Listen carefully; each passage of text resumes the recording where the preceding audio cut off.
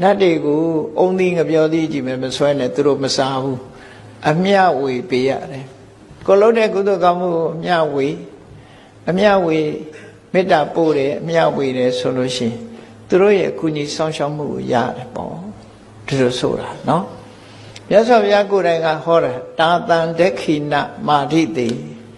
အဲ့ဒီနတ်တွေကိုအမျှပေးဝေရတယ်တဲ့အမျှပေးဝေလိုက်လို့ရှိရင်ဒေဝတာနုကံပိတောပေါ်သောသရာဘတ္ထာနိပတ္တိ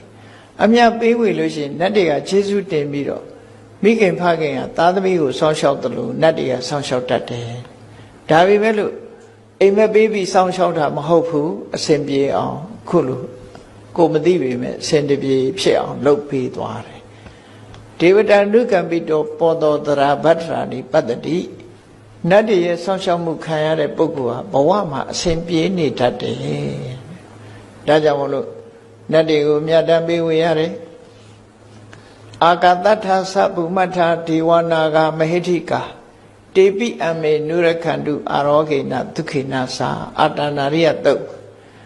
ကောင်းကင်ဘုံမှာရှိတဲ့နတ်တွေမြေပေါ်မှာရှိတဲ့နတ်တွေတကိုးရှိတဲ့နဂါးတွေငါတို့ကိုကျမ်းမာအောင်သက်ရှင်အောင်ဆောက်ရှောက်ပါစေဆိုတာကုသိုလ်ကောင်းမှုတွေကိုအမြတ်တမ်းပေးဝေပြီးတော့အခုလိုမေတ္တာပို့တယ်နော်အမျှဝေတယ်ဆိုတာဟာသူတို့နဲ့မိတ်ဆွေဖွဲ့တာပဲဖြစ်တယ်ပေါ့အဲ့ဒီနည်းနဲ့ကုသိုလ်ကောင်းမှုလှုပ်တိုင်းအမျှပေးဝေခြင်းအဖြစ်သူတို့ရဲ့ကုညီဆောင်ရှောက်မှုရ